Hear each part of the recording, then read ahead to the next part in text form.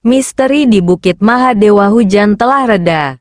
Namun butiran air masih menetes dari dedaunan yang bergoyang tertiup angin. Sosok pria parubaya itu berdiri di atas atap kayu, menatap jauh ke arah timur. Kepergian prajurit Kekaisaran Naga Biru meninggalkan lebih banyak pertanyaan daripada jawaban. Siapakah mereka sebenarnya? Mengapa sebuah kerajaan seagung Naga Biru mengerahkan 100 prajuritnya hanya untuk mencari 2 orang? Parubaya itu menghela napas panjang, menutup matanya sejenak, lalu menajamkan indranya. Hatinya terlatih untuk membaca jejak energi. Ia bisa merasakan sisa aura samar yang bergerak menuju arah timur. Menarik, gumamnya. Secepat bayangan, tubuhnya melesat dari atap, bergerak tanpa suara di antara pepohonan dan atap rumah. Kecepatan dan kelihayannya membuktikan bahwa dia bukanlah orang sembarangan. 2 sosok di puncak bukit di kejauhan, di atas bukit yang menjulang tinggi. 2 sosok melesat seperti angin. Mereka bergerak begitu ringan, seolah tidak terikat oleh gravitasi. Langkah kaki mereka tak terdengar. Hanya daun-daun yang tersibak dan angin yang berdesir mengikuti gerakan mereka. Ini kecepatan inti angin. Mata pria tua itu menyipit. Ilmu tertinggi pengendalian unsur angin. Sebuah ilmu yang hanya segelintir pendekar di dunia ini mampu menguasainya. Namun, meskipun kedua sosok itu bergerak begitu cepat, mata tuanya masih mampu menangkap mereka. Ia melihat dengan jelas Long Yue dan Yin Shen bergerak menuju satu tempat. Bukit Mahadewa. Hati pria tua itu bergetar. Rahasia di Bukit Mahadewa. Bukit Mahadewa bukanlah tempat biasa. Konon, tempat itu adalah tempat kelahiran Naga Biru.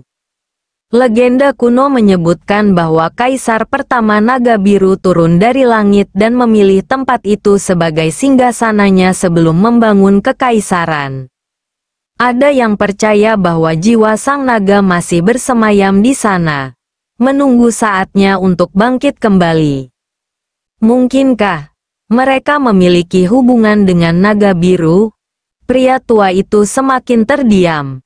Jika benar, berarti dunia persilatan akan segera terguncang. Karena itu berarti sang Naga Biru telah bangkit kembali. Rahasia yang terlupakan. Pria tua itu menatap ke langit. Ia mengingat sesuatu. Sesuatu yang hampir ia lupakan selama puluhan tahun. Dulu, ketika ia masih muda, ia pernah mendengar cerita tentang Kaisar Naga Biru, Long Yue, dan Yin Shen. Namun cerita itu dianggap mitos, legenda yang sudah lama tenggelam. Tetapi sekarang, legenda itu bukan hanya cerita. Legenda itu hidup. Dan dia baru saja menyaksikannya dengan mata kepalanya sendiri. Pertanyaan tanpa jawaban. Angin berembus lebih kencang, membawa hawa misteri yang semakin pekat. Parubaya itu tidak lagi ragu. Ia tahu takdir telah mempertemukannya dengan sesuatu yang besar. Namun, satu pertanyaan masih mengusik pikirannya. Jika Long Yue telah bangkit, mengapa ia tidak kembali ke Istana Naga Biru? Dan yang lebih penting lagi, apa yang sedang mereka cari di Bukit Mahadewa? Parubaya itu melesat ke puncak Bukit Mahadewa. Langkahnya mantap namun penuh kehati-hatian. Mungkin disinilah akhir dari pengembaraanku. Kerajaan Naga Biru. Tempatku berlabuh. Gumamnya lirih. Ia berharap dapat diterima mengabdi di kerajaan itu.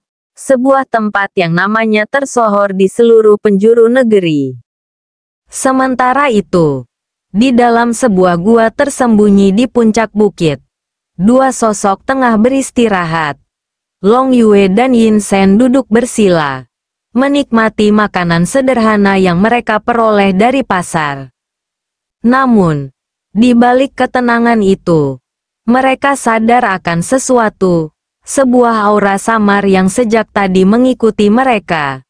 Meski demikian, keduanya tetap bersikap tenang, seolah tidak menyadarinya. Tiba-tiba, sosok Parubaya itu telah berdiri tak jauh dari mereka. Dengan penuh hormat, ia bersimpuh di hadapan mereka. Long Yue, yang dikenal sebagai wanita buta, tetap mempertahankan perannya, berpura-pura tidak menyadari kehadiran orang asing itu. "Ampun, tuanku, maafkan hamba yang telah mengganggu," ucapnya dengan suara dalam dan penuh ketundukan. Yin Shen, yang sedang menikmati sarapannya, menoleh dengan tatapan tajam. "Siapa paman ini?" tanyanya dengan nada waspada. Sebagai seseorang yang paham betul betapa sulitnya mencapai Bukit Mahadewa, Yin Shen tahu bahwa orang ini bukan sembarangan. Hanya mereka yang memiliki ilmu tingkat tinggi yang sanggup menapakkan kaki di tempat ini. "Hamba dikenal sebagai pendekar racun malaikat," jawab pria itu dengan tenang. Yin Shen mengangkat alisnya. Nama itu bukanlah nama asing baginya. Ia pernah mendengar kisah tentang pendekar ini. Sosok yang menguasai racun unik. Sebuah racun yang mampu membunuh sekaligus menyembuhkan. "Menarik," gumamnya. Sementara Long Yue akhirnya ikut angkat bicara. "Apa tujuan paman menemui kami?" tanyanya dengan suara lembut namun penuh kewaspadaan. Pendekar racun malaikat menunduk semakin dalam sebelum menjawab. "Hamba hanya ingin lebih mengenal siapa Paduka sebenarnya. Sebab, tidak mungkin seseorang seperti kalian tidak memiliki kedudukan tinggi. Bahkan, 100 prajurit naga biru bersikeras mencari keberadaan kalian." Sunyi sesaat menyelimuti gua itu. Mata Yin Shen dan Long Yue saling bertukar pandang. Memahami bahwa lawan bicara mereka bukan sekadar pengembara biasa. Long Yue tetap diam. Wajahnya tak menunjukkan perubahan ekspresi sedikit pun. Namun, di balik matanya yang seolah kosong, pikirannya bekerja cepat. Yin Shen, yang sejak tadi memperhatikan dengan tajam, akhirnya meletakkan sumpitnya dan menatap pria Parubaya itu dengan lebih serius. "Paman tahu terlalu banyak," ucapnya dingin. Pendekar racun malaikat tersenyum tipis. "Hamba hanya seorang pengembara. Tetapi pengembara pun harus memiliki mata dan telinga. Tidak mudah menyembunyikan jejak dari seseorang yang telah bertahun-tahun hidup dalam bayangan racun dan kesunyian." Suasana dalam gua terasa semakin menegang. Long Yue akhirnya angkat bicara. "Jika 100 prajurit naga biru mencari kami, lalu mengapa paman datang seorang diri? Apa yang sebenarnya paman inginkan?"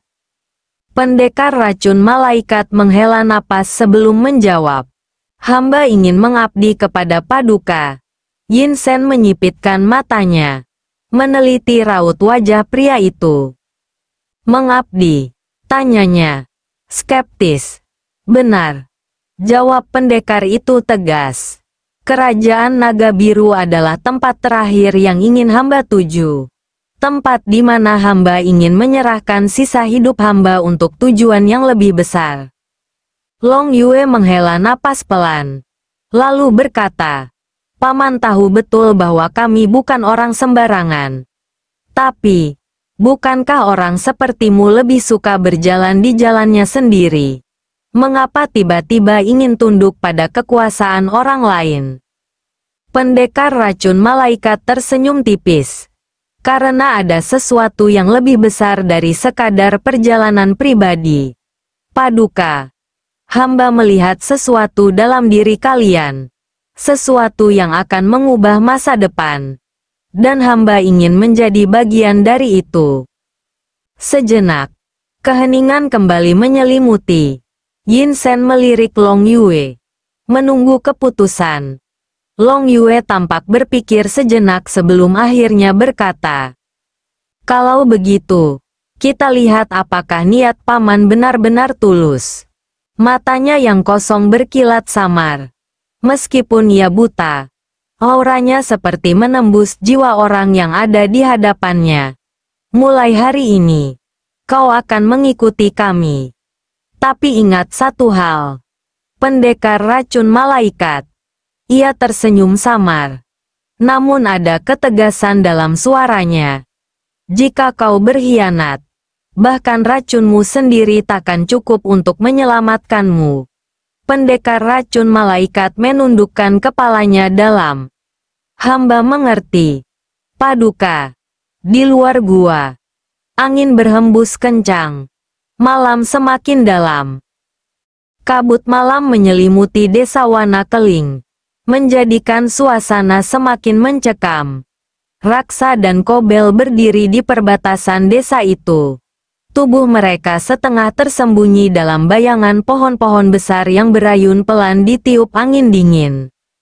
Langit gelap, tanpa bulan. Hanya sisa-sisa nyala obor di kejauhan yang memberi sedikit cahaya. Namun, di balik kesunyian yang hampir sempurna, ada sesuatu yang mengintai.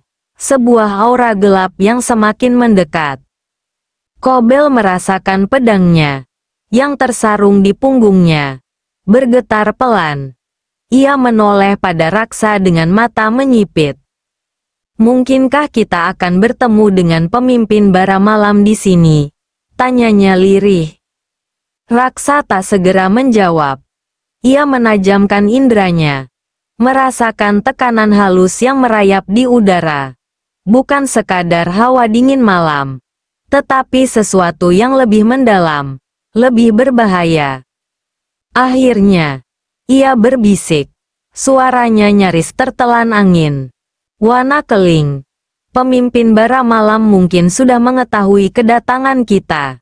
Tiba-tiba, dari kejauhan, suara langkah pelan terdengar. Seolah seseorang berjalan di atas dedaunan kering dengan sengaja memperlambat gerakannya. Kobel merasakan tengkuknya meremang. Pedangnya bergetar semakin kuat. Raksa menyentuh gagang senjatanya dengan tenang. Tatapannya lurus ke depan. "Bersiaplah," katanya tanpa menggerakkan tubuhnya sedikit pun. Kabut semakin tebal. Bayangan di dalamnya bergerak. Atau itu hanya ilusi? Namun, satu hal pasti.